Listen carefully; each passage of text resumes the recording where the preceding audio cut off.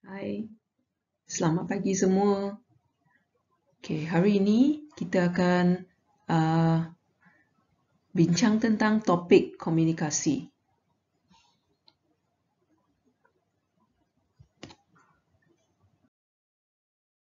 Okay, seperti biasa, anda isikan kehadiran anda di Google Link Form seperti yang tertera di dalam PowerPoint. Lepas tu, pastikan tugasan PRS yang sebelum tu sudah siap.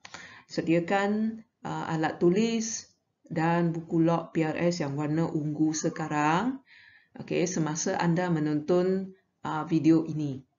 Beri perhatian sepenuhnya semasa kelas dijalankan. Keluarkan buku log anda, buka muka surat 9, tuliskan dalam kotak. Yang dalam kotak yang ketiga, tuliskan bilangan 3. Tarikh 11 Mac 2021. Aktiviti anda tuliskan kursus PRS Muda Komunikasi. Masa adalah 2.30 hingga 3.30.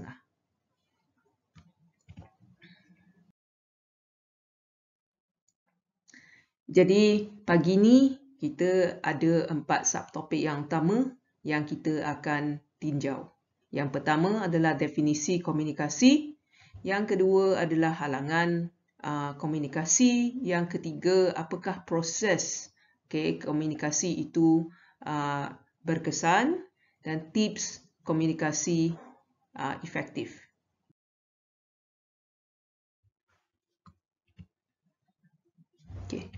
Topik yang pertama, apakah maksudnya komunikasi?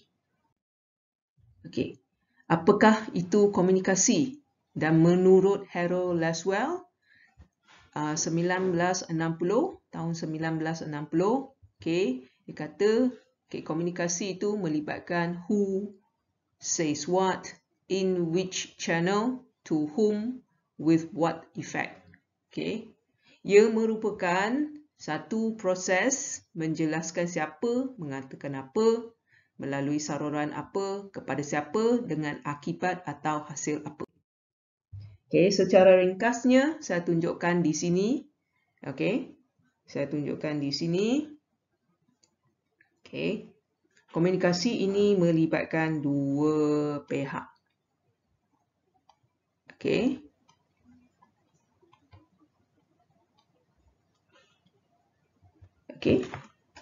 Maksudnya, apabila anda sebut sahaja komunikasi, komunikasi ini adalah satu proses. Proses ini adalah melibatkan antara penyampai dan penerima.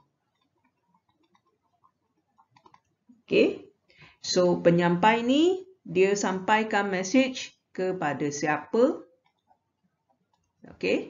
Dan kemudiannya komunikasinya sebenarnya adalah dua hala.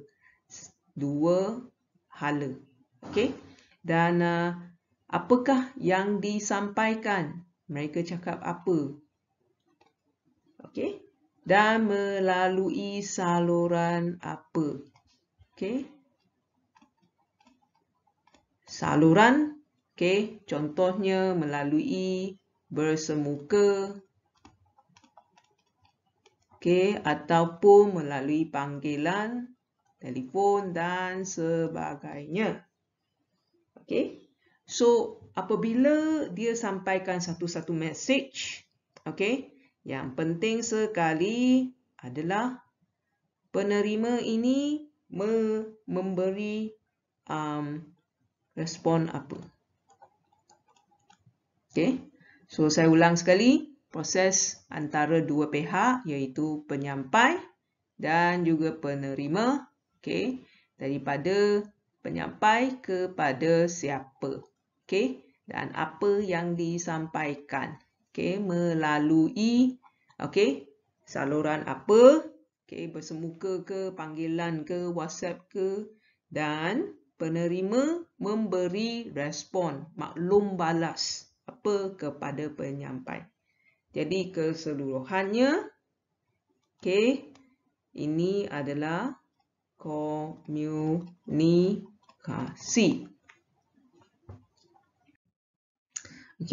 Jadi terdapat 7 prinsip dasar komunikasi yang kita akan tengok dekat sini. Komunikasi sebenarnya adalah proses berlanjutan, interaksi yang selalu berubah.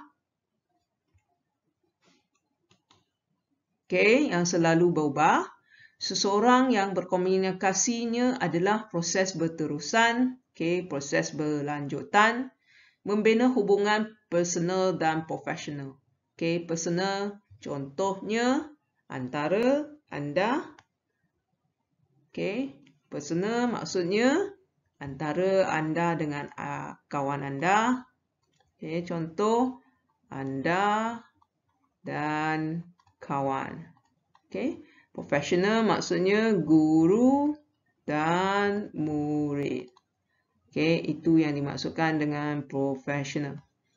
Contextual mengikutkan situasi.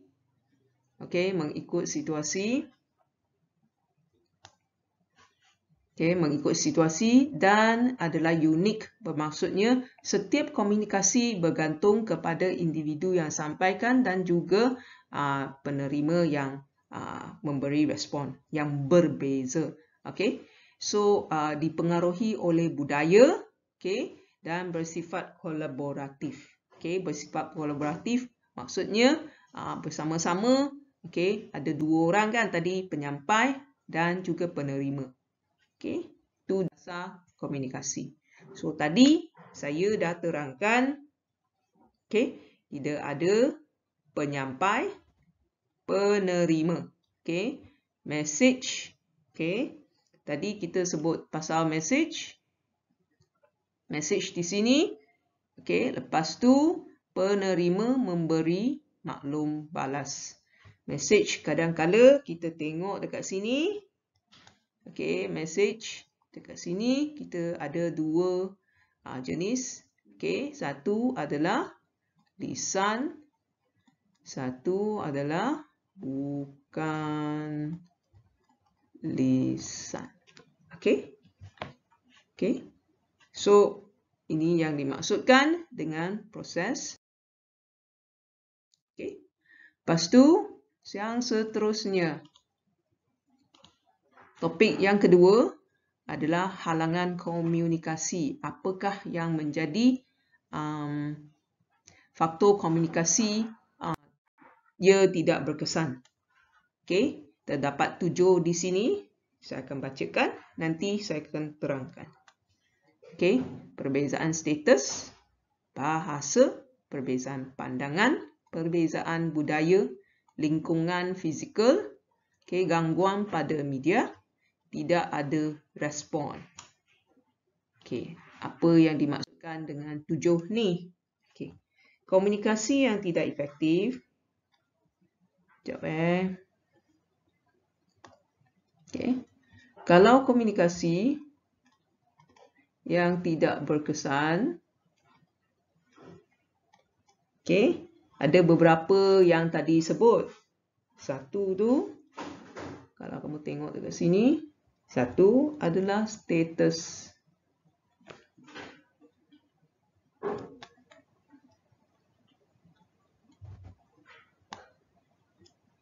Status.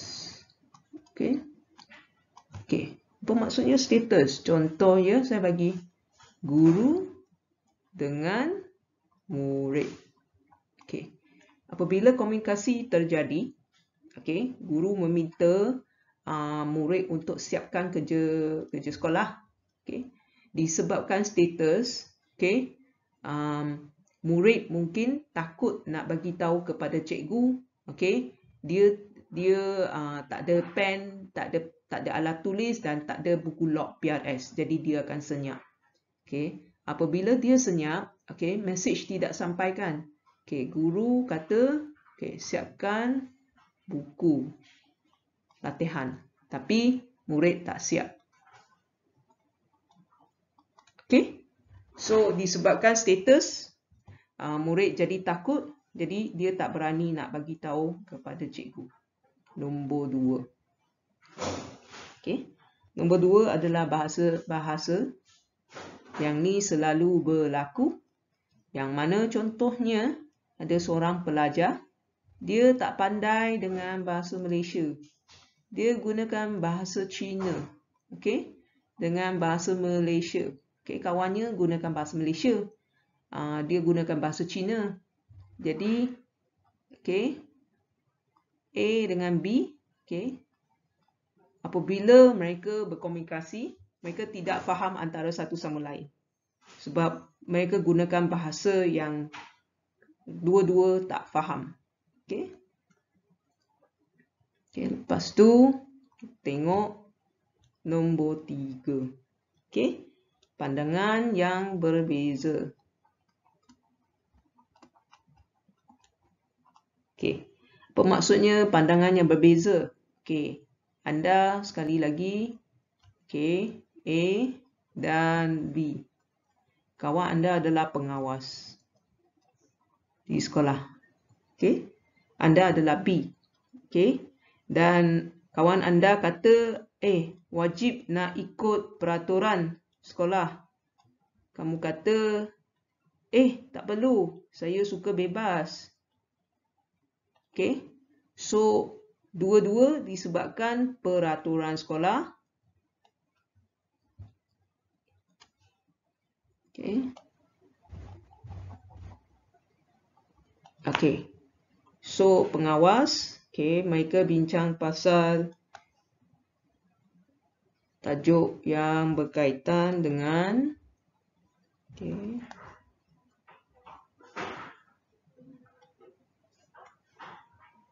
Okey.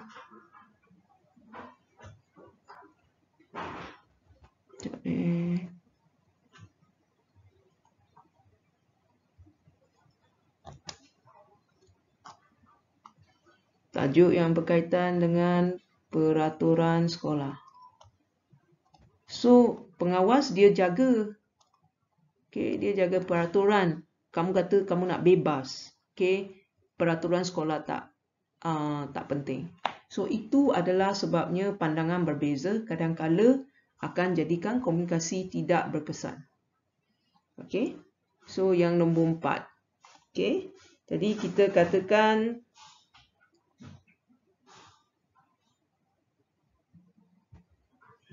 secara fizikal. Okey. Kalau ada seorang lelaki dengan seorang perempuan, mereka sedang bersembang.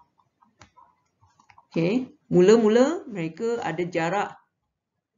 Okey. Semasa mereka bercakap. Tetapi lelaki ni lepas 3 minit, okey, lelaki ni telah berdekatan dengan perempuan tu. Okey, tengok jarak sudah tak ada kan? Ini lelaki, ini perempuan.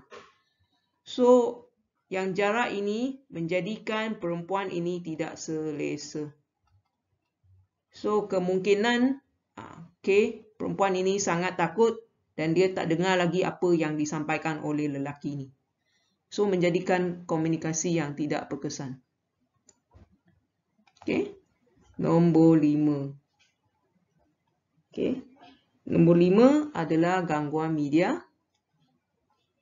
Okay, contoh ya, selalu kan kita ada Google Meet kan. Apabila kamu masuk Google Meet, okay, lepas 10 minit internet tak bagus. Okay, internet tak bagus. So, kamu akan terkeluar daripada Google Meet kan, kena masuk semula. Tapi, apabila anda terkeluar tu, ada 2 minit kamu masuk semula kan. 2 minit tu, kamu tak dengar apa yang cikgu sampaikan. So, itu adalah maksudnya gangguan media. Okey. Contoh, lepas tu, last kali, okey, tidak respon. Maksudnya apa? Tidak respon. Ini selalu berlaku dalam kelas. Cikgu tanya soalan, kamu tak bagi jawab, tak pandang dengan cikgu, okey, buat kerja sendiri, tidur, tidak respon. Okey, maksudnya ada A dengan ada B sini. Okey, B patutnya ada ni kan. Okey, tapi dia tak buat. So apabila tak ada respon, okey, A tak tahu sama ada B dengar ke ataupun faham ke dan sebagainya. So ini adalah 6 faktor komunikasi tidak berkesan, halangan. Topik yang ketiga. Okey, topik yang ketiga adalah proses komunikasi efektif. Jadi kita dah ketahui unsur-unsur sebab-sebab komunikasi tidak berkesan kan. Okey. Jadi macam mana kita boleh jadikan interaksi antara saya dengan kawan adalah berkesan ataupun interaksi saya dengan ibu bapa saya adalah berkesan. Okey. Caranya kita tengok dulu apa yang dimaksudkan dengan berkesan. Okey, efektif di sini ya. Okey, yang paling penting sekali adalah apabila anda berkomunikasi, anda mencapai kesefahaman. Okey, kesefahaman maksudnya penyampai dan penerima mereka boleh berinteraksi antara satu sama lain dan mencapai kesefahaman di mana mereka bersetuju antara satu sama lain. Adanya proses beri respon, pandangan dan sebagainya. Dan apakah cara untuk menjadikan ia berkesan? Kita tengok. Okey, faktor pertama, anda kena ketahui masa yang bersesuaian.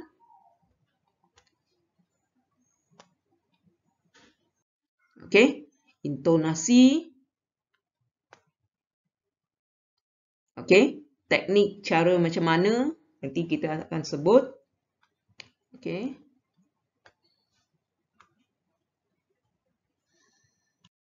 Dan adakah apa yang anda sampaikan tu adalah kebenaran? Okey. So, untuk komunikasi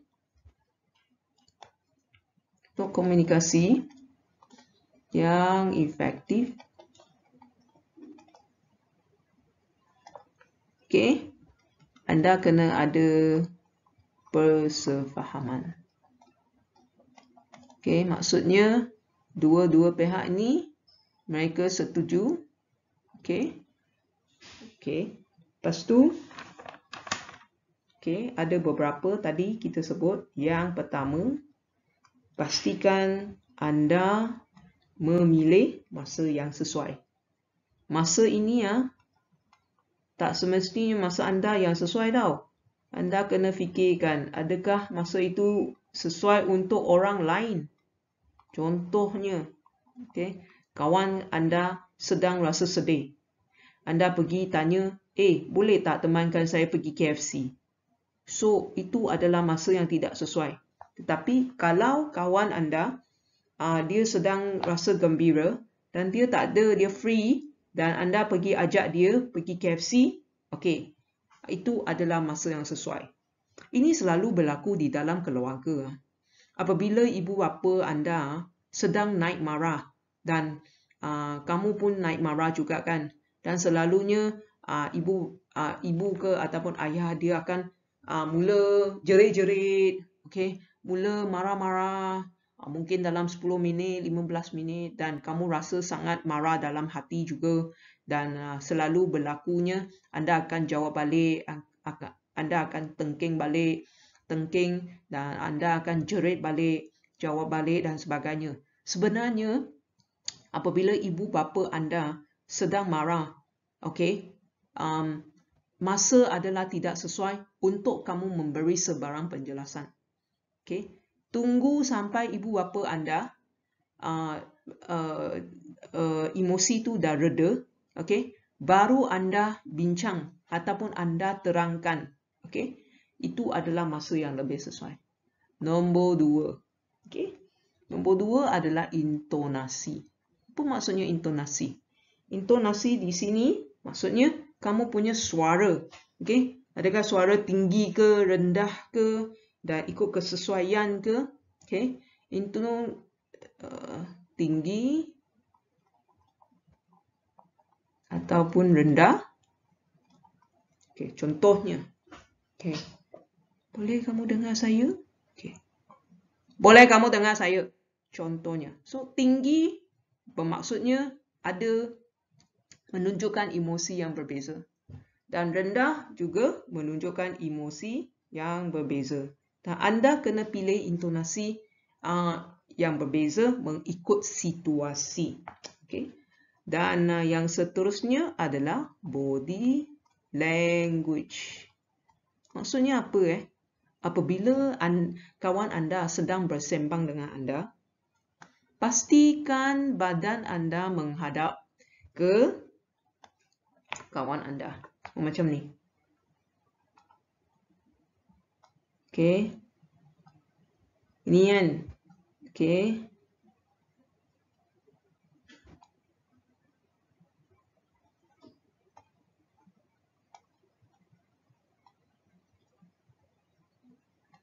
Okay. Body language maksudnya apabila kawan anda contoh, anda kena ada eye contact. Pandang. Okay. Mata. Okay. Dalam bahasa Inggeris kita panggil sebagai eye contact. Eye contact kena sesuai. Okay. Jangan asyik tengok phone saja dekat Mama Store kan. Kawan keluar mau main phone, dia bercakap. So, itu body language yang tidak berkesan. Okay. Lepas tu, pastikan emosi dua-dua pihak adalah baik. Okay. Nombor 3. Okay. Teknik tadi. Apakah teknik?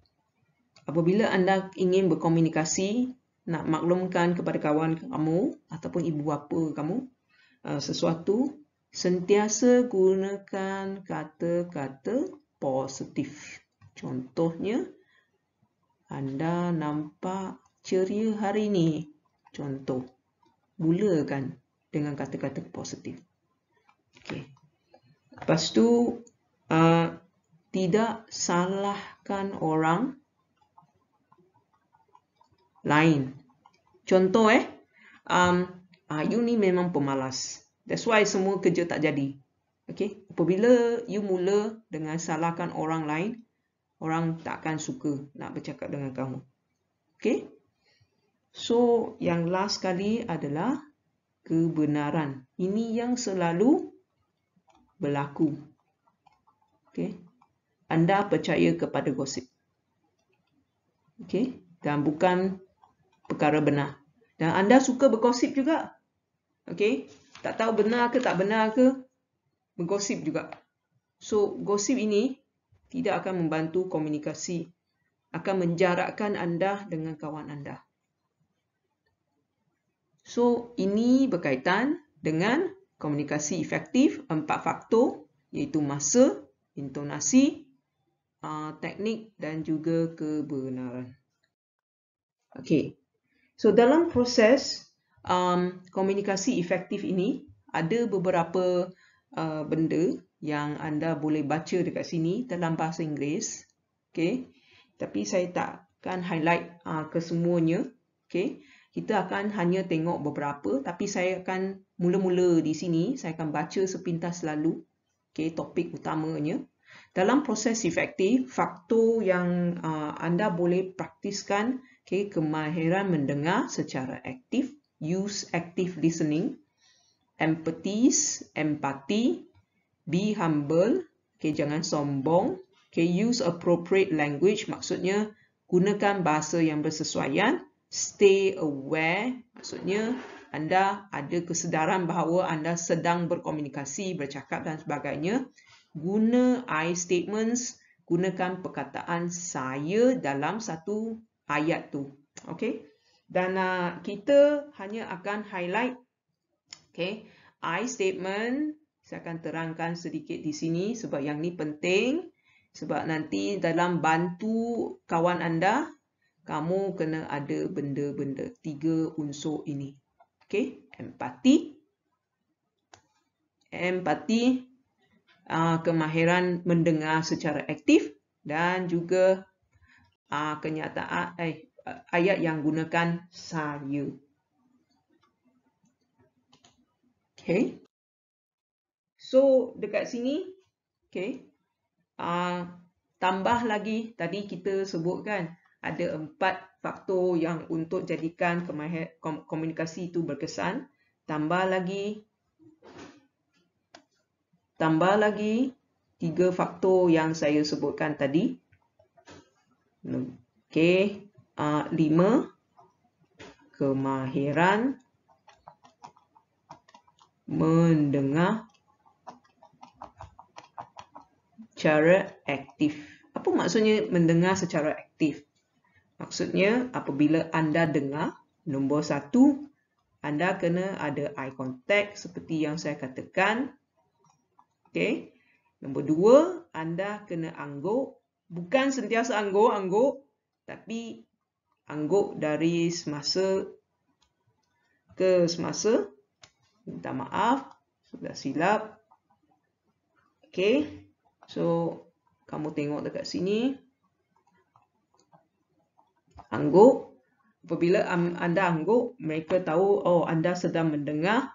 Okay. Lepas tu, tanya soalan. Kalau tak faham, itu pun boleh menunjukkan kemahiran mendengar yang aktif.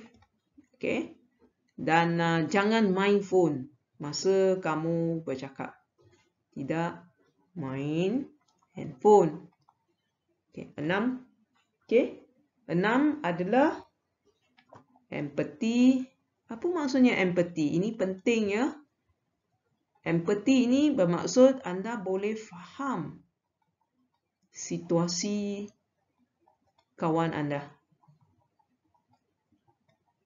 Okay, contohnya kawan anda dia sedang rasa sedih. Tak. Dia rasa dia sedang menangis. Okay, menangis ya. Okay. So, apabila anda nampak situasi itu, apa yang kamu akan bercakap dengan dia dekat sini? Apa yang you tengah buat ni? Kenapa menangis? Itu bukan empati. Okay? Kalau empati bermaksudnya, Ali sedih ke? Sedih. Tengok. Sedih ni menunjukkan empati. Nombor 7. Kenyataan saya.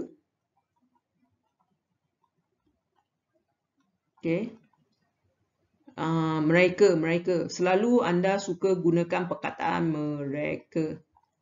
Mereka buat ini, mereka buat itu. Tak. Patutnya kamu gunakan perkataan saya rasa marah. Saya tidak bersetuju. Perkataan saya. Untuk jadikan kamu punya komunikasi efektif.